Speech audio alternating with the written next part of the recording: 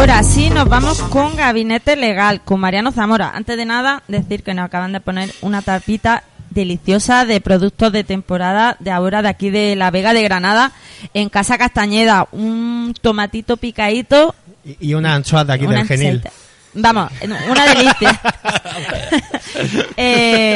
Vamos a... esta es la sección de letrado Zamora. Y además de hablar con él, vamos a hablar con Michel. Con Michele, vamos a hablar con Michele. Michele. Hoy tenemos una sección muy interesante porque no vamos a hablar como otras veces solo de un caso o de alguna pregunta.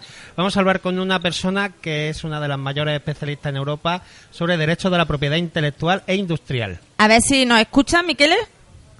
Sí, buenos días. Hola, buenos días, buenas tardes, buenas noches. Buenos días, Michele, ¿cómo estás? Te escuchamos bien. Espero que tú bien. nos escuches bien. Escucho bien, muchas gracias, estoy bien. Ha sido un placer escucharlos hasta ahora y ha sido muy interesante la sección sobre los libros. Y si puedo, tendría una sugerencia también, que es A Clockwork Orange, de Anthony Burgess. Sí. Y es un libro extremadamente interesante, a lo mejor no policía, sino judicial. Entonces los efectos de el sistema judicial sobre el reo y cuáles son los riesgos, y un libro de verdad muy, muy interesante. Genial, muchísimas gracias por la recomendación. Y ahora vamos a hablar de propiedad intelectual e industrial. Vale, claro, por eso estoy aquí. Lo primero de todo es, ya sabemos, bueno, ya lo hemos dicho a la audiencia, de que eres uno de los mayores especialistas en Europa sobre propiedad intelectual e industrial. Pero cuéntanos, ¿quién es Michele Dubini? ¿Qué hace Michele? Bueno, yo soy parte del European Union IP Helpdesk Training Team, y somos una iniciativa de la Comisión Europea que tiene el objetivo de informar y asesorar en particular pequeñas y medianas empresas o pequeños centros industriales, investigadores, sobre lo que son los derechos de propiedad industrial, cómo se utilizan, cómo se protegen, cuánto cuesta proteger una invención, o cuánto tiempo, por ejemplo, se necesita. Nosotros somos activos en toda Europa, intentamos ayudar a todas las personas que nos piden asesoría, y normalmente son, como he dicho, pequeñas y medianas empresas, porque grandes empresas como Siemens o como estas gigantes ya tienen sus propios bufetes. Sí. Y hay un sitio internet para quien quiera visitarnos, es iprhelpdesk.eu, y ahí hay todas las informaciones. Y lo voy a decir en castellano, sí, mejor, porque tu inglés es muy bueno, lo vamos a decir en castellano. Es iprhelpdesk.com, ¿vale? Perfecto. Es además no, perdona, es iprhelpdesk.eu. .eu. .com también, bueno. Vale. Mira, Michele, sé que tenemos unas preguntas preparadas, que me lo dijiste, pero te quiero preguntar también, ¿qué relación tienes tú con España y qué relación tiene la propiedad intelectual e industrial con España? Bueno, yo personalmente he dejado un pedazo de corazón en España, en particular en Granada, y vuelvo cada vez que puedo, porque yo he estudiado, he pasado mucho tiempo en España y he estudiado ahí, en Alicante, en el Magister Lucentinos, y me he quedado un poco de tiempo trabajando también ahí en Alicante, y cada vez que podía, desde ahí te visitaba. Ya han pasado 6-7 años, desafortunadamente, pero espero volver más pronto posible, digamos así. Esperamos tenerte aquí en la radio in situ, en Casa Castañeda, y que puedas degustar el vermú, su vino, etc. Te invitaremos a un vermú. Sería un honor, porque no solo, por lo que he oído, había vermont, sino había también tortilla de papa, tomate. Yo he perdido, me he pasado de todo. Tortilla de papa. Es cierto que en España precisamente está en Alicante, ¿verdad? Para los que no lo sepan, sí, la Oficina Europea de Patentes y Marcas. No lo sabía. Exactamente, se llama EUIPO, y es la Oficina Europea de Marcas y Diseños Industriales. Eso significa que cualquiera quiera registrar una marca, por ejemplo, alrededor de Europa, lo puede hacer en Alicante, al costo, por ejemplo, de 900 euros más 50 euros por cada categoría que se escoge. Pero la oficina central y los juicios están hechos en Alicante. O sea que si alguien tiene un problema sobre eso, en Polonia se tiene que venir a Alicante.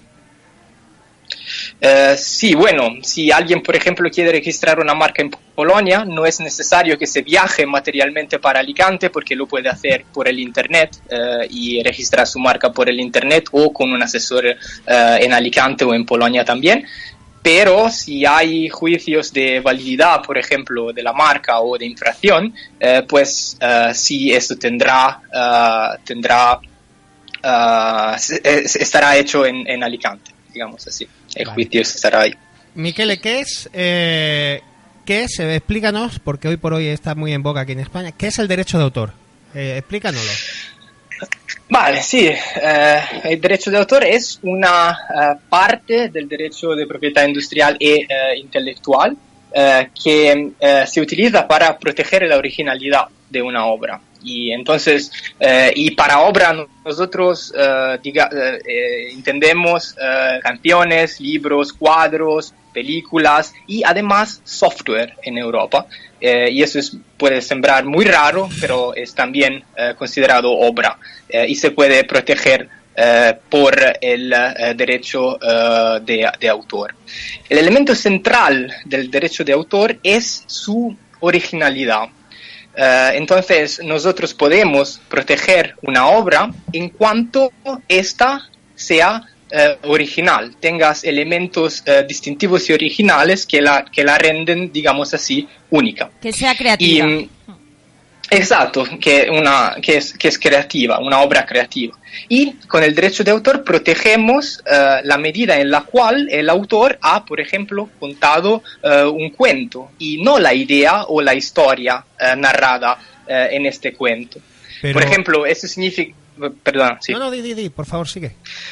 Esto significa que si una persona ha contado una historia sobre una ballena blanca y un capitán hace unos años, alguien más podrá contar historias sobre ballenas blancas y capitanes que se enseguen y se cazan. Sin embargo, no lo podrá hacer en la misma manera en la cual lo ha hecho el autor hace unos años antes, digamos así. Vale. Claro, que ese es cómo podemos saber esa diferencia, ¿no? Porque hoy escuchamos que, por ejemplo, la mayoría de canciones tienen, digamos, la misma armonía, el mismo ritmo, tratan temas muy similares. ¿Quién es el creador? ¿Dónde del está la reggaetón? diferencia? Claro, ¿dónde está la diferencia entre una pieza original, una obra original y una que no lo sea? Eso es la pregunta, digamos así, de $1.000.000, porque si tuviéramos estas respuestas, entonces no necesitaríamos ningún tipo de juicios y cada juez sabría directamente lo que tiene que hacer. No, el punto aquí es que el límite a la originalidad y a la creatividad es muy transparente y es muy difícil de entender a veces cuando una obra es creativa o cuando no lo es. El problema o el asunto es que hay que analizar en mi pensamiento el caso concreto. Entonces, el juez tendrá la necesidad de analizar cada obra en confronto con la obra que supuestamente está infringiendo el derecho de autor. Se intenta también hacer, por ejemplo, en el mundo de la música, se intentó determinar un número mínimo de notas que si son iguales, entonces automáticamente envuelven una infracción del derecho de autor. Sin embargo, muchas veces esta definición es demasiado restrictiva, porque... Ajá. Porque aunque las notas estén ahí y se hayan, digamos así, copiado, puede ser que el ritmo, por ejemplo, sea totalmente diferente o que la obra sea efectivamente original. ¿Se puede infringir el derecho de autor? ¿Cómo? ¿Se puede infringir legalmente con alguna especie de permiso el derecho de autor? Bueno, no digo que estemos autorizados a infringir, porque esto sería ir contra de la ley y, digamos así, no se hace, pero hay casos en donde por varias razones ya se quita parte de la protección del derecho de autor. Entonces estamos hablando de obras que ya están, por ejemplo, en el dominio público, cuando el plazo de protección de los derechos ya ha expirado, porque tenemos que saber siempre que el derecho de autor vale por 70 años después de la muerte del autor, y eso es un plazo de tiempo muy, muy, muy largo. Sí. Sin embargo, antes habéis hablado de Edgar Allan Poe, sí, o de otros autores ingleses del siglo XIX. Pues sí, en este caso se podría utilizar la obra sin ningún problema, porque se trata de obras que están en dominio público. ajá. Bueno, Pasado ustedes luego tiempo, han... ¿no? Por 70 años de la Sí, muerte. exactamente. Vale, vale. ¿Pero se puede 70 años de renovar la o la muerte. familia puede renovarlo? No se puede renovar eso, pero lo que se puede hacer, normalmente, y muchas veces se hace, es un spin-off, como decíais antes, o también una nueva obra basada sobre la obra que se va a agotar. Por ejemplo, un ejemplo de eso es Peter Pan. Peter Pan es una novela, el autor la donó a un hospital. Cierto. Es pregunta de quesito, me la sé por eso. ¿Perdona? Nada, una reseña. Continúa, perdona, sí, Peter Pan. Continúa. Peter Pan es una novela, el autor la donó a un hospital inglés a la mitad del siglo XX, 1939. ¿Y cómo se va a acabar el plazo de protección? Porque el hombre se murió ya hace muchos años. Los detentores del derechos hoy han hecho una continuación de la novela, una modificación, para que se pueda seguir intentando sacar los derechos, dinero de esta novela, aunque se vaya a agotar el plazo. Vale, y sin embargo, es nueva obra. Nosotros a nivel particular, ¿cómo podemos utilizar música o vídeos o textos que estén protegidos por derecho de autor? ¿Cómo se puede utilizar? Porque si no, no tendrían difusión. ¿Cómo podemos hacerlo? Es muy importante, utilizar, tener siempre pensar que hay limitaciones al derecho de autor, por ejemplo, el uso exclusivamente privado o reproducción, distribución y comunicación pública que se realicen con beneficio de personas con discapacidad, o la utilización con fines informativos y de actualidad para obras que puedan ser reproducidas públicamente. Pero el importante, en mi opinión, es siempre considerar las reglas de citación. Entonces,